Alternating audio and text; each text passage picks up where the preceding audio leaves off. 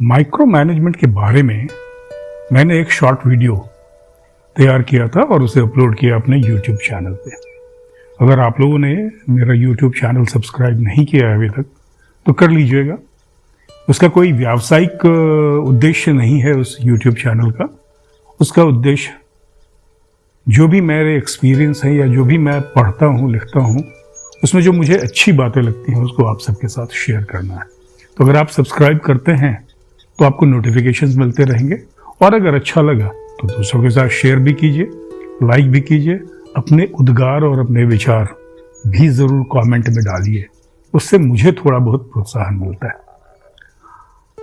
तो अगर आपने वो शॉर्ट वीडियो देखा होगा माइक्रो मैनेजमेंट पे, काफ़ी लोगों ने देखा है, तकरीबन 500 से ऊपर लोगों ने तो उसे ज़रूर देख लिया है और कुछ विचार मेरे पास व्हाट्सएप के माध्यम से भी आए लोगों के कि मैं इस पर एक लंबा वीडियो बनाऊं। आज के जीवन में चाहे वो कोई भी कार्य क्षेत्र हो, खास करके हम लोग पब्लिक सेक्टर में काम किए हुए हैं तो पब्लिक सेक्टर बैंक और उन्हीं के बारे में ज़्यादा हम बातें करते हैं। माइक्रो मैनेजमेंट एक बहुत बड़ा इशू हो रहा है जहां टॉप बॉसेस स्मॉलेस्ट यूनिट को, उसकी फंक्शनिंग को रोज रिव्यू करते हैं, रोज उनसे रिपोर्ट लेते हैं, रोज उनसे रिपीटेडली एक ही चीज पूछा जाता है और इससे जो लोगों का परफॉर्मेंस है, जो फ्रंट लाइन स्टाफ है उनका जो परफॉर्मेंस है वो ज़्यादा इम्पैक्टेड हो रहा है। आजकल सोशल मीडिया पे काफ़ी कुछ देखने को भी मिल रहा है और मॉनिटर करने के लिए टूल्स भी काफ़ी हो गए हैं। व्हाट्सएप एक सबसे बड़ा टूल है जो बहुत आसानी से लोग ग्रुप बना लेते हैं और उसके माध्यम से लोगों को मॉनिटर करते हैं। तो मैंने उस शॉर्ट वीडियो में ये बताया था कि लोग माइक्रो मैनेज क्यों करते हैं। आपने वो देखा होगा। मैं उसके बारे में ज़्यादा नहीं बताने जा रहा हूँ क्योंकि जिन लोगों को विश्वास नहीं होता टीम पे, जो अपने काम पे कॉन्फिडेंस नहीं होता, अपने में एबिलिटी नहीं होती, वो लोग ज़्यादा माइक्रो मैनेज करते हैं। जिनको रिपोर्ट पेपर पे ज़्यादा देखने में भरोसा होता है इंस्टेड कि वो कोई विजन दे, कोई गाइडेंस दें, उस तरह से। लेकिन इसका जो नेगेटिव इम्पैक्ट होता है और इससे कैसे बचा जाए इसके बारे में मैं कुछ बातें बताना चाहूँगा। इसका जो नेगेटिव इम्पैक्ट है, सबसे बड़ा नेगेटिव इम्पैक्ट होता है कि जो जूनियर स्टाफ आपके साथ काम करते हैं वो सिर्फ निर्देश लेना सीखते हैं, वो सोचना बंद कर देते हैं। अगर माइक्रो मैनेज किया जाएगा टीम को तो टीम सिर्फ आदेश का पालन करना सीखेगी। वह सोचना बंद कर देगी, वो सॉल्यूशन ढूंढना बंद कर देगी, वो आपको अपने ओपिनियन और अपने ग्राउंड पे जो उसकी रियलिटीज है उसको बताना बंद कर देगी।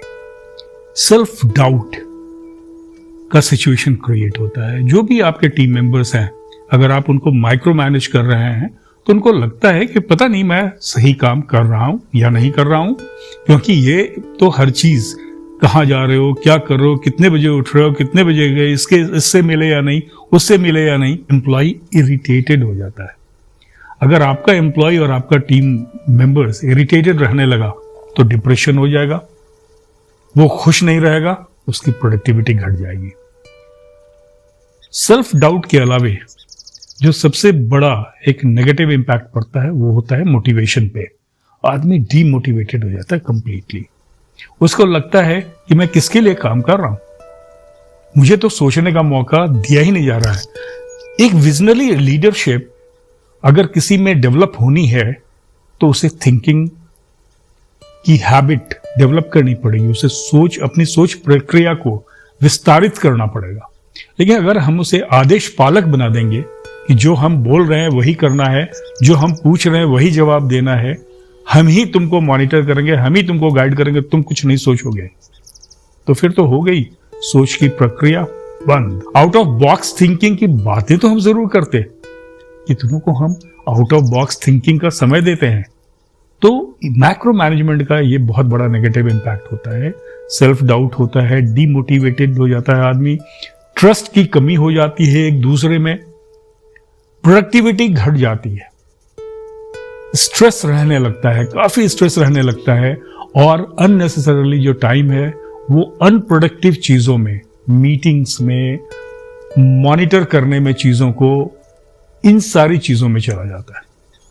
तो अगर जो टॉप बॉसेस हैं, जो सुपीरियर अथॉरिटीज हैं, वो ये डिसाइड कर लें कि हम विजन देने का काम करेंगे, हम गाइडेंस देने का काम करेंगे, हम यूनिट्स को मॉनिटर नहीं करेंगे और जो काम जिसका है उसको करने देंगे, उससे कभी कभार पूछ लेंगे कि तुम्हें काम करने में कोई दिक्कत तो नहीं हो रही है, तो मेरे ख्याल से सिचुएशन इंप्रूव होगा।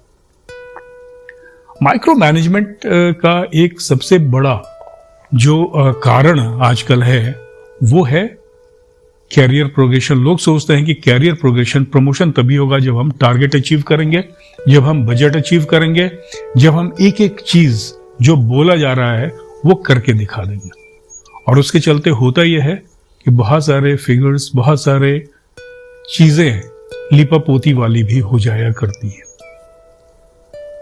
जो सही चीज है वो कोई बताता नहीं, जो सही तरीका है वो कोई फॉलो नहीं करता, और उसके चलते आगे बहुत दिक्कतें होती है। आपने पेपर में पढ़ा होगा कि रिजर्व बैंक कई बैंकों को पेनल्टी लगाता है for violation of certain guidelines. मेरा यह कहना है कि अगर इतना ही मॉनिटरिंग हो रही है कई सालों से सुपीरियर अथॉरिटीज की, तो फिर ये वायलेशंस होते क्यों हैं, ये पेनल्टी लगती क्यों है? क्योंकि आप जिस तरह से जिन चीजों को प्रेशर देके काम करवाना चाहते हैं, वहां पे कुछ लोग वॉलेट करके उन चीजों को पूरा करना चाहिए, उस टारगेट को अचीव करना चाहिए। कंप्लायंस सबसे ऊपर होना चाहिए, सबसे बड़ी प्रायोरिटी होनी चाहिए। जो कंप्लायंट ऑर्गेनाइजेशन होता है, 100% कंप्लायंट ऑर्गेनाइजेशन, वही सस्टेन करता है।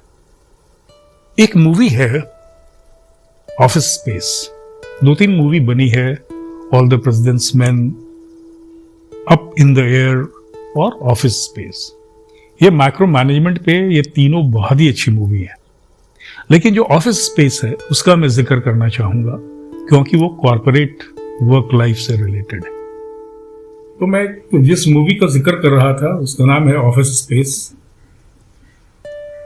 इस ऑफिस स्पेस में 1990s के यूएस में जो मोस्टली आईटी कंपनीज थी, उसके वर्क कल्चर को लेके इसको बनाया गया है, जिसमें apart from micro management other issues are also there. इसके एक्टर हैं रॉन लिविंगस्टोन, जो यूएस एक्टर हैं। उन्होंने पीटर का रोल किया है, जो लीड एक्टर हैं। और बेसिकली वो अपने ऑफिस में बहुत परेशान रहते हैं, जहां की बर्थडे केक सेलिब्रेशन से लेके रिपोर्ट जनरेशन तक का काम, छोटा छोटा चीज के लिए माइक्रो मैनेजमेंट सीनियर बॉसेस करते थे। और वो इतने परेशान रहते थे, कम्यूट करते थे, ऑफिस आते थे, रिपोर्ट्स देना पड़ता था। बहुत तरह के जो ऑफिस के इश्यूज होते हैं, हर चीज के लिए एक ही चीज को बार बार मांगा जाता था, एक ही प्रश्न को बार बार कई लेवल पे लोग पूछा करते थे। जो माइक्रो मैनेजमेंट का जो सबसे बड़ा डिसएडवांटेज है वो फेस कर रहे थे। और ये तब तक चलता रहा जब तक किसी एक व्यक्ति ने उनको हिप्नोटाइज करके इन सारी चीजों को इग्नोर करने के लिए नहीं कहा। अब आप समझ लीजिए कि माइक्रो मैनेजमेंट का सबसे बड़ा सॉल्यूशन क्या है, उससे कैसे बचा जा सकता है।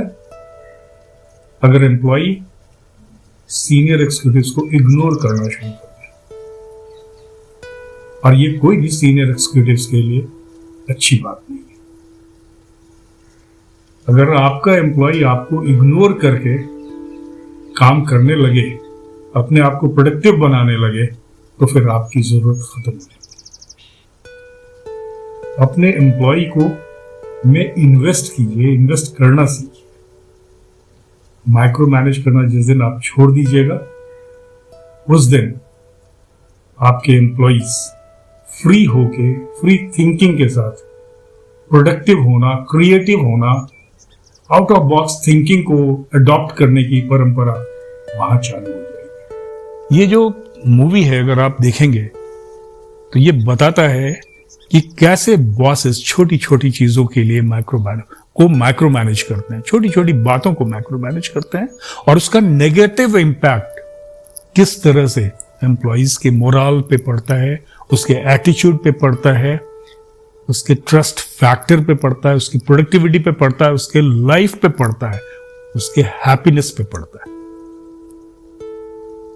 Somewhere we all hate getting micromanaged. We all hate micromanagement, but we all do it. क्योंकि हमें कुछ आता ही नहीं इसके अलावे। हमने यही सीखा है, हमने यही देखा है, और हमें यही समझ में आता है, यही एक सक्सेस मंत्र है। मैं आप सारे लीडर्स से, सारे फ्यूचर लीडर्स से एक ही आग्रह करूंगा कि अगर आप चाहते हैं कि आप माइक्रो मैनेज्ड नहीं हो, तो आप माइक्रो मैनेजमेंट अपने जूनियर्स का करना बंद कर दीजिए। अक्सर ये देखा है, मैंने अपने लाइफ में भी देखा है, अपने वर्क लाइफ में देखा है कि जो रीजनल मैनेजर डीजीएम और जीएम से परेशान होते थे, वो जब खुद डीजीएम हो गया, वही काम करना शुरू कर दिया। जिन बातों को लेकर परेशान होते थे, वही काम करना खुद शुरू कर दिया। मेरा यह प्रश्न है उन सारे लीडर्स से, लीडर्स मतलब जो इंडस्ट्री लीडर्स है, कि अगर आप तक जूनियर एम्प्लॉइज की पहुंच नहीं हो सकती डायरेक्टली, वो अगर आपको किसी बात के लिए अप्रोच नहीं कर सकते डायरेक्टली, और अगर वो कर लेते हैं तो आप उनके खिलाफ एक्शन इनिशिएट कर देते हो कि आपने प्रोटोकॉल के विरुद्ध जाके मुझे अप्रोच किया, तो फिर आप क्यों उनको डायरेक्टली अप्रोच करते हो, माइक्रो मैनेज करते हो? ये कॉन्ट्राडिक्टरी है ना, ये अप्रोच ही कॉन्ट्राडिक्टरी है।